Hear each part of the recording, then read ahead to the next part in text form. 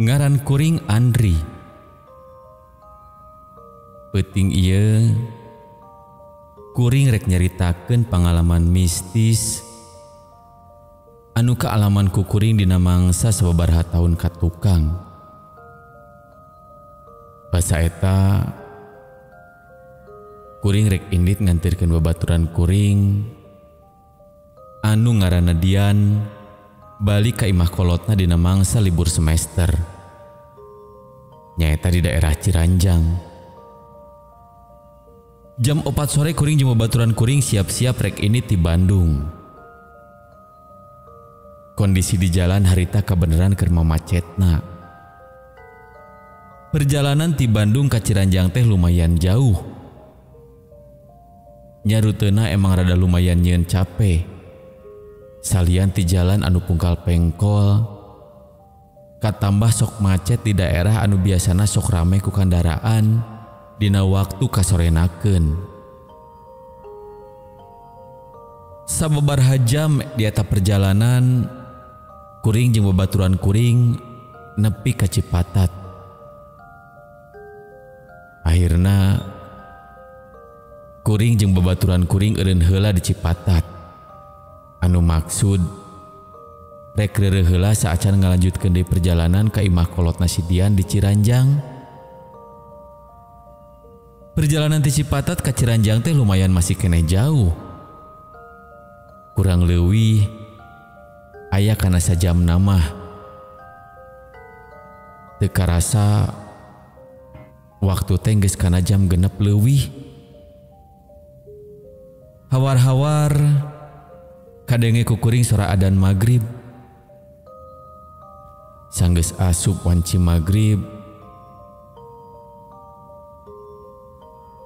jajalanan di eta tempat geus mimiti sepi. Katambah kuring jeung babaturan kuring geus asup ka jalan anu gigirna teh kebon hungkul. Anu kadenge ku kuring saukur suara mesin mobil anu dibawa ku kuring. Kuring jeung si Dian emang geus sapakat yen mau mobilna gantian. Nyaeta manehna bagian ti Bandung ka Cipatat, sedangkan kuring ti Cipatat nepi ka Ciranjang. Ku kituna harita geus waktuna bagian kuring anu mawa mobil teh. Sarila kuring keur anteng mawa mobil ningali ka hareup. Ujug-ujug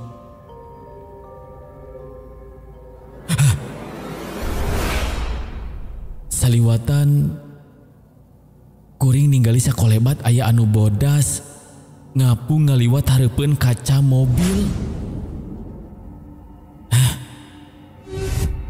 Ningali kitu kuring jadi rada was-was. Tapi kuring mikir, meureun ditinggalian hungkul eta mah.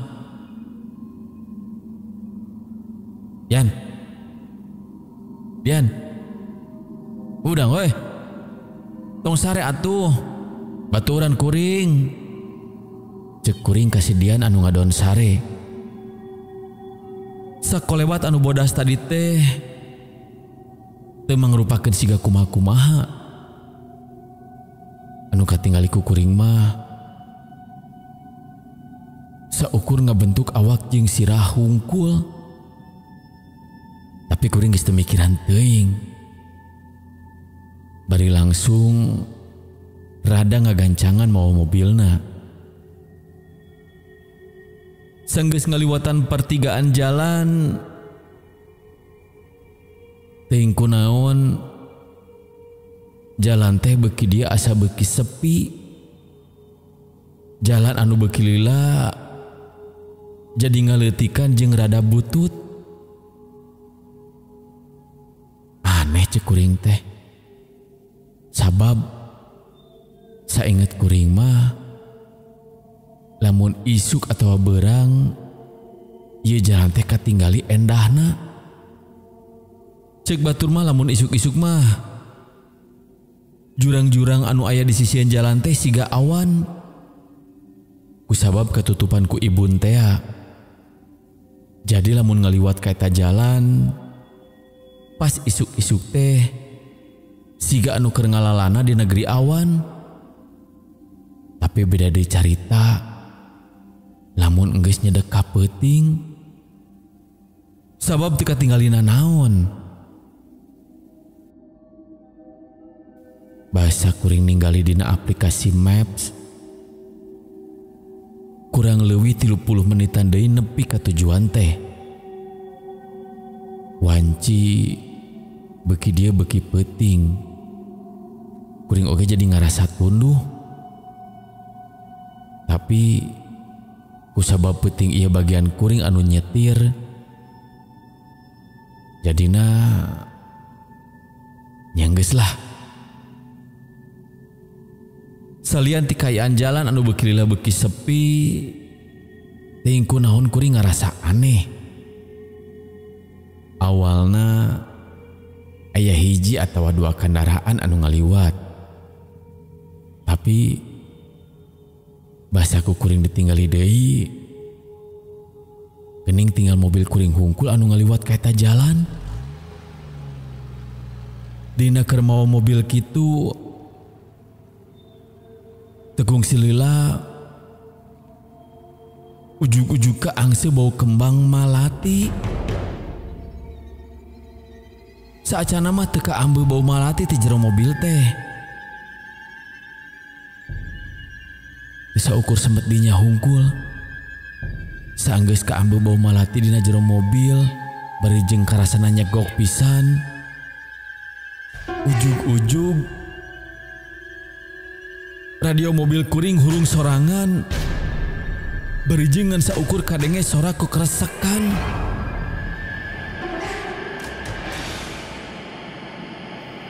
Tapi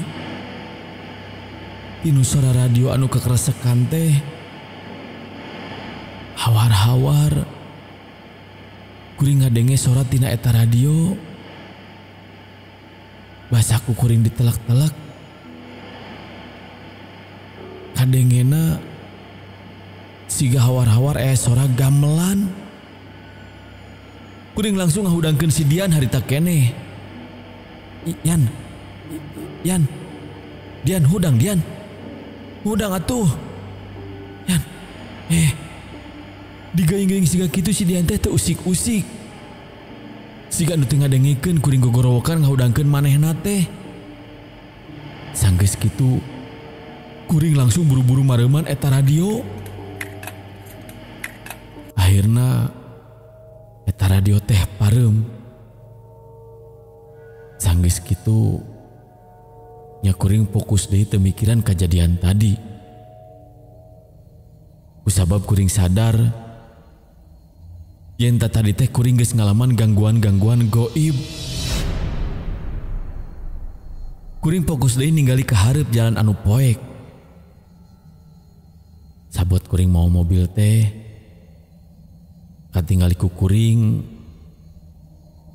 digigireun panonnya eta di luar kaca mobil anu tadina tatangkalan hungkul teh. Kuring asa ningali loba jelema di kenca jeung katuhu mobil kuring. Salila mobil kuring ngaliwat di kenca jeung katuhu tungtung panon kuring, loba pisan jalma anu wujudna siga kumaha. Kuring teu bisa mastikeun. Dina pikiran kuring meureun eta mah saukur tatangkalan anu rarajek anu katingali ku kuring. Ditinggalian hungkul meureun. Tapi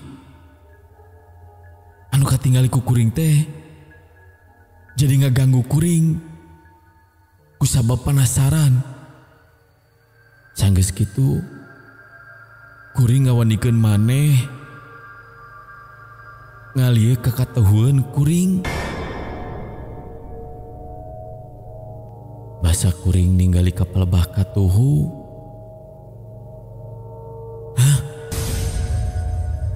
Kuring ningali anu tadina panyangkaan kuring tatangkalan teh siga jelema sing horeng emang ngan saukur tatangkalan. Jadi harita kuringan ukur titinggalian hungkul. Sanggeus rada tenang, kuring fokus deui ningali jalan. Tapi basa kuring nempok ka hareup. Astagfirullah. Kuring langsung ngadenkeun mobil. Sabab katingali ku kuring di luhureun kap mobil kuring. Aya awewe ngerayap pakai baju bodas, hugna cawig-wig, panon molotot, bari ningali ka kuring, bibirna calawak, bari geger nyeman, siga anu keur ngomong, tapi kuring teu bisa ngadenge eta makhluk ngomong naon. Dina kayan panik itu, kuring buru-buru ngahudangkeun deui si Dian. Tapi angger kene wae. Ting kunaon si Dian teh meuni hese dihudangkeunana. Yan hudang Yan. Dian hudang. Eta awewe teh ngan saukur cicing bari posisi ngarayap dina kap mobil kuring.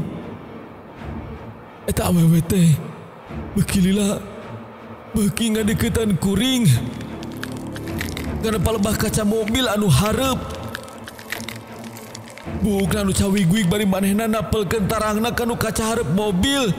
Siga anu keur noong. Anona luak liek siga anu keur ningalikeun ka kuring jeung si Dian.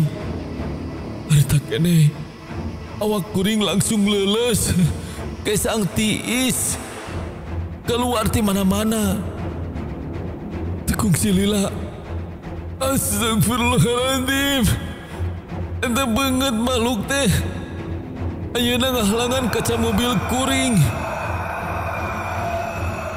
Anu ayeuna mah kaca mobil teh jadi poek teka tempat jalan. Kuring ngagorowok satarikna bari nutupan panon anu dibarengan ku nincak rem satarikna.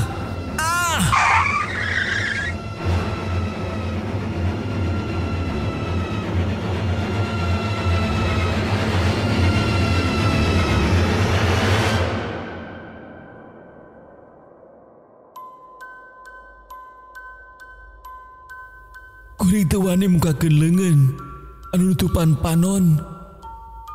Kusabab sieun eta makhluk anu tadi katembok ku kuring teh aya keneh di hareupeun kuring. Dina kayaan soak sarupaning kitu, kuring ngarasa aya nu nepakan tak-tak kuring. Barang kuring muka panon, katinggal ku kuring si Dian geus hudang bari nyadarkeun kuring. Kuring ninggali ka hareup. Eta awewe teh geus eueuh di hareupeun kuring. Si Dian nanya ka kuring, "Yen aya naon kuring bet gogorowokan?" Harita kuring teu wakaloba omong. Kuring langsung buru-buru ngegaskeun eta mobil, meh gancang ini teh eta tempat. Salila di jalan, kuring teh nyaritakeun kajadian anu bieu kaalaman ku kuring ka si Dian. Sanggeus nepi ka tempat anu lumayan rame, kuring kakara nyarita ka manehna. Yen tadi kuring ninggali awewe anu pikasieun jeung anu jadi aneh nyaeta si Dian teh ngarasakeun nanaon basa keur kajadian kitu teh. Kuring jentre ngajelaskeun ka manehna. Si Dian anu basa kajadian manehna keur sare teh ngan saukur ngadengekeun carita kuring. Pamikir kuring rek manehna percaya atawa henteu kana carita kuring teu paduli. Anu jelas Lamun rek iinditan komo ngaliwat ka jalan anu kukuring liwatan ayeuna, kuringan saukur rek ngingetan yen ulah ini sosoranganan atawa lamun dina dua anak oge, pastikeun yen nu jadi babaturan atawa dulur anu maturan teh dina kahayaan anu sadar atawa teu keur sare. Kusabab bisi kejadian anu kaalaman ku kuring teh di perjalanan ti Bandung ka Ciranjang, kaalaman oge ku anu keur ngadengekeun carita ieu.